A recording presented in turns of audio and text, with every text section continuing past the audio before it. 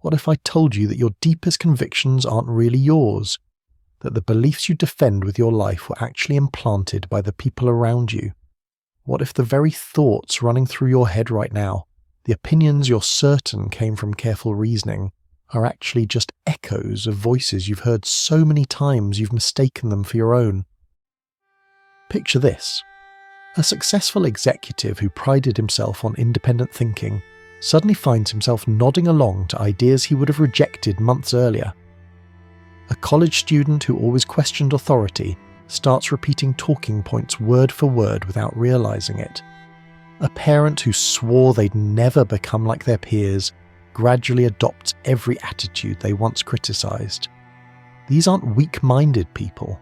They're intelligent, strong-willed individuals who've fallen victim to what Solomon Asch called the tyranny of the majority. And here's what makes this truly disturbing. You can't see it happening to you. By the time you realize you've conformed, you've already convinced yourself it was your choice all along. This isn't just theoretical speculation.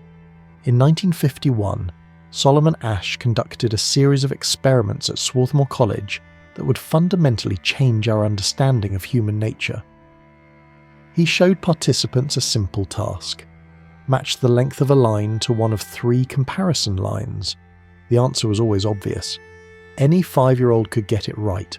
But here's the twist. The participant was placed in a room with 7 other people who were secretly working with the researchers, and one by one, those confederates would give the same, obviously wrong answer. Then it was the real participant's turn. What happened next shocked the scientific community. 75% of people conformed to the group's wrong answer at least once. These weren't people with cognitive impairments. They were college students who could clearly see the correct answer. But when faced with unanimous opposition, they doubted their own eyes. This is exactly what Asch feared most about modern society, and it led him to develop one of the most troubling theories about human autonomy ever conceived. But before we go deeper, I have to ask, have you ever changed your opinion on something important, not because you learned new information, but simply because everyone around you seemed to think differently? Keep that question in mind as we explore what might be the most important psychological discovery about human independence. Solomon Asch wasn't your typical psychologist conducting experiments in a sterile laboratory. He was a Polish immigrant who fled to America in 1920, watching from afar as his homeland and all of Europe descended into totalitarianism. Born in 1907 in Warsaw, Asch arrived in America with nothing but witnessed horrors that shaped his entire worldview. As fascism and communism swept across Europe, Asch became obsessed with a haunting question. How do entire populations surrender their individual judgment? How do people who know better collectively embrace the obviously wrong? From his position at Swarthmore College in the 1950s, Asch watched McCarthyism grip America. He saw colleagues, friends and students repeat accusations they couldn't possibly verify. He witnessed intelligent people abandon logic because speaking up meant standing alone. These weren't uninformed citizens being tricked by clever rhetoric. These were educated Americans who were voluntarily surrendering their capacity for independent judgment. In his groundbreaking 1955 paper, Asch wrote what would become his most haunting conclusion. The tendency to conformity in our society is so strong that reasonably intelligent and well-meaning young people are willing to call white black. This is a matter of concern. What made this observation so chilling wasn't just the experimental evidence, but its implications. Evil regimes need propaganda machines and secret police. But conformity, it operates invisibly, transforming free individuals into unwitting enforcers of group consensus without anyone needing to issue orders. Perhaps Asch's most prescient insight was about how conformity serves to maintain social control without anyone actively controlling. Rebels know they're rebelling, which creates solidarity and movements, but conformists believe they're thinking for themselves, making them absolutely immune to recognizing their own surrender. This isn't accidental. Systems don't need to suppress dissent when they can make independence feel like deviance. They don't need to punish different thinking when they can make sameness feel like enlightenment. When Asch talked about conformity, he wasn't describing simple peer pressure or following fashion trends.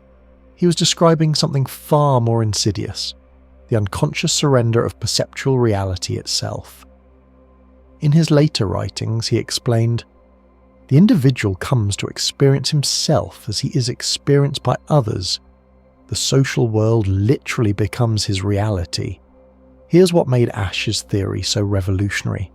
He argued that conformity isn't a weakness to be overcome with willpower. It's a fundamental feature of human social cognition that operates below conscious awareness. We don't choose to conform and then rationalize it. We conform first, then construct elaborate justifications that feel like independent reasoning.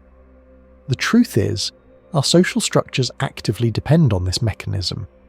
Educational systems reward students who give expected answers over those who question assumptions. Corporate cultures promote employees who fit in rather than challenge norms. Political parties value loyalty over critical dissent. When people are embedded in these systems from childhood, constantly rewarded for alignment and punished for deviation, conformity becomes invisible. It doesn't feel like surrender. It feels like wisdom, maturity, and understanding how the world really works. What social scientists call pluralistic ignorance emerges. Everyone privately has doubts, but everyone assumes they're alone in doubting. This individual silence creates collective delusion, exactly the dynamic Asch observed in his laboratory.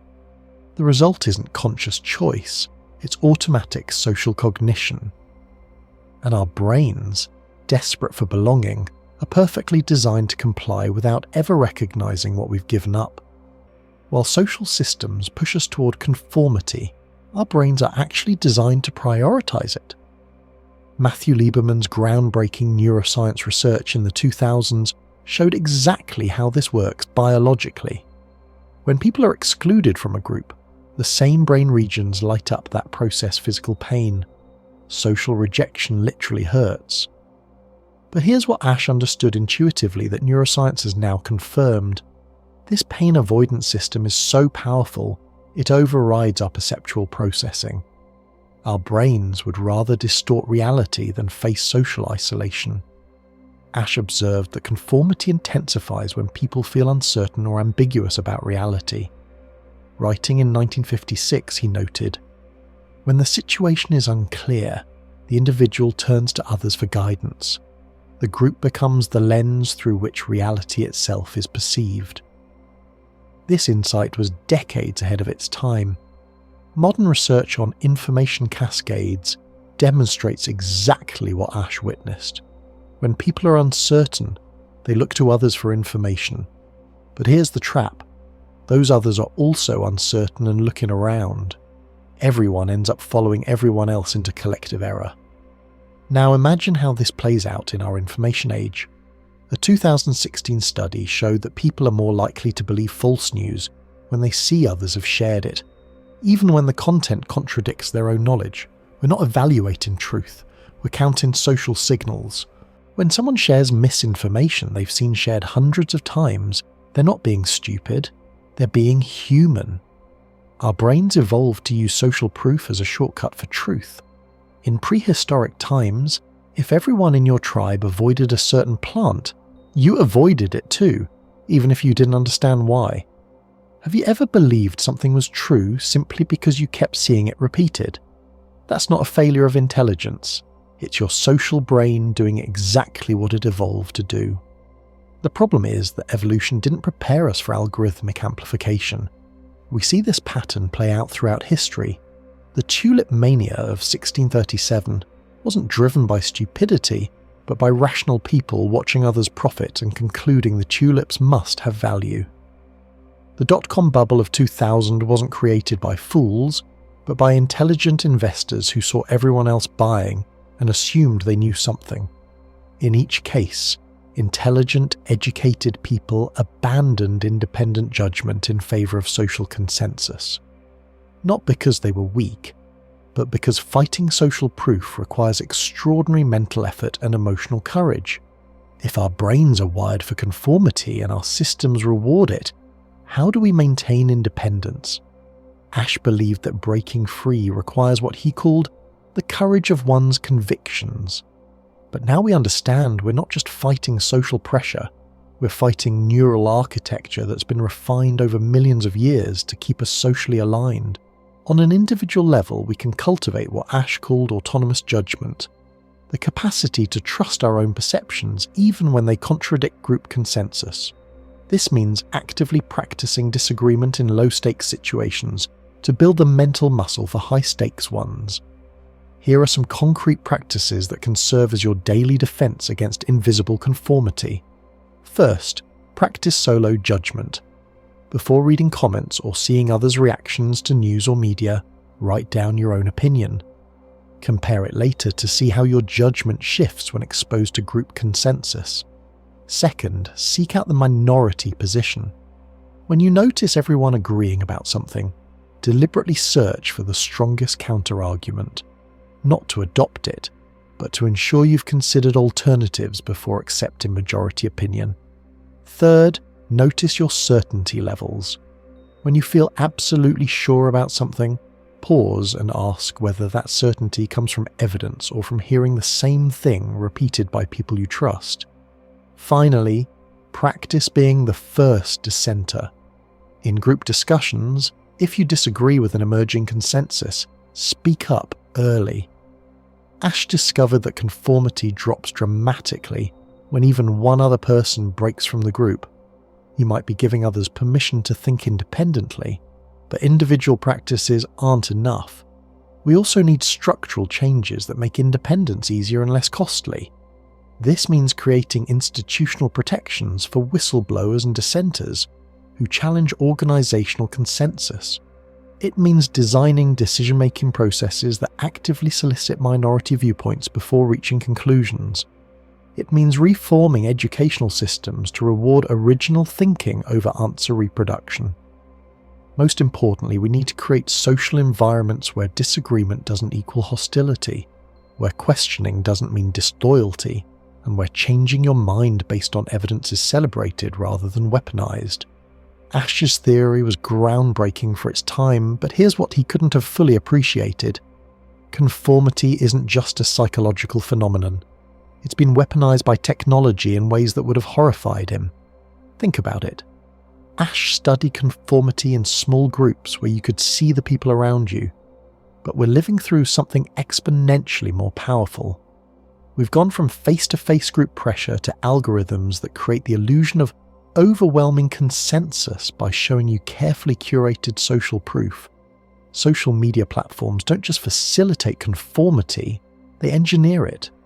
Every like count, every view metric, every trending label is a digital reproduction of Asch's experimental setup scaled to billions of people. The threat isn't just intensifying, it's becoming invisible. This isn't just about peer pressure or fitting in. It's about the architecture of perceived reality.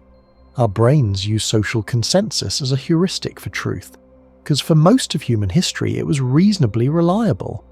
If everyone in your village said the river was dangerous, it probably was. But that heuristic breaks down catastrophically in the digital age. Now, everyone might just be bots, coordinated accounts, or algorithmic amplification of fringe views. We're applying Stone Age social instincts to information age manipulation, the scariest part. The more educated and intelligent you are, the better you become at rationalizing conformity as independent thinking. You construct sophisticated arguments for positions you absorbed through social osmosis, never realizing the conclusion came before the reasoning. We saw this play out in real time during the 2016 election and beyond. People across the political spectrum, many with advanced degrees, began confidently asserting facts they'd never verified because they'd seen them shared by people in their social networks. These weren't failures of intelligence, they were failures of social independence under algorithmic pressure. Solomon Asch never faced the consequences some researchers do. but his work was dismissed and marginalized during his lifetime because it was too uncomfortable. His findings suggested that human autonomy, the foundation of democratic society, might be far more fragile than anyone wanted to admit. He spent his later years warning that conformity wasn't just a psychological curiosity, but an existential threat to free society. He understood that when people can't trust their own perceptions against group pressure, democracy becomes impossible. We're not making informed choices. We're ratifying consensus we're too afraid to question. But here's what makes Asch's final challenge so urgent today. Can we remain individuals in an age of total connectivity? When every moment offers social feedback, when every opinion can be instantly compared to group consensus, when algorithms show us exactly what everyone thinks, can we maintain the courage to see what we see? The answer isn't found in superior willpower or intelligence. It's found in the daily practice of small rebellions, questioning one assumption, expressing one doubt, considering one alternative. These aren't heroic acts.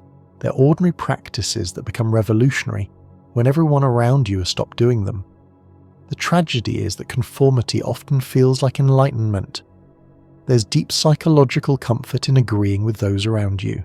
It feels like connection, wisdom, and belonging. But Asch argued that this comfort comes at the price of selfhood. In a world optimized to manufacture consensus, choosing to trust your own perceptions becomes a radical act. This brings us to perhaps the most uncomfortable truth of all. We're all conforming more than we realize. The moment we're certain we're thinking independently, we've probably already been captured by group consensus. The price of genuine independence is constant vigilance, not against external pressure, but against the seductive comfort of agreement. Asch's theory of conformity is disturbing precisely because it's so universal. We see it everywhere. Intelligent people embracing obvious falsehoods because their social circle does, educated individuals abandoning logic because dissent costs too much, well-meaning citizens supporting positions that contradict their own stated values. The problem isn't that people are becoming more conformist, it's that our technological and social systems have become exponentially better at triggering our conformity instincts while hiding the fact that it's happening. But within this disturbing reality lies genuine hope. If conformity is partly automatic, awareness can create pause. If it's partly social, we can create different social environments. If it's triggered by uncertainty, we can practice comfort with not knowing. Think of independent judgment like a muscle. It atrophies without use but strengthens with practice. Just as we wouldn't expect to lift heavy weights without training, we can't expect to resist social pressure without regularly exercising our disagreement muscles. The next time you find yourself in complete agreement with everyone around you, the next time you catch yourself repeating something you haven't personally verified, the next time you feel the warm comfort of consensus, remember Asch's warning. Conformity doesn't announce itself with shame. It whispers that everyone reasonable agrees with you, and in that moment of recognition, you have a choice. Will you trust the comfort of agreement, or will you choose the more difficult path of questioning whether the group might be wrong? The question Asch leaves us with isn't whether we're strong enough to resist conformity, it's whether we're brave enough to disagree when disagreement means standing alone, to question when questioning makes us outsiders, to see what we see even when no one else seems to see it. In a world engineered to manufacture consensus, choosing to think independently becomes one of the most important things we can do. Here's my challenge to you this week. Find one issue where you completely agree with everyone in your social circle. Then spend 30 minutes genuinely engaging with the strongest arguments from the other side. Not to change your position necessarily, but to test whether your agreement is based on evidence or just social proof. If your position survives honest consideration of alternatives, you'll hold it more authentically. If it doesn't, you'll have learned something valuable about the difference between conviction and conformity. The future of individual autonomy might just depend on how we collectively answer Asch's challenge. If this video has made you question something everyone around you takes for granted, that's not paranoia. It's the beginning of independent thought. Share this video with someone who isn't afraid to disagree, even when it's uncomfortable.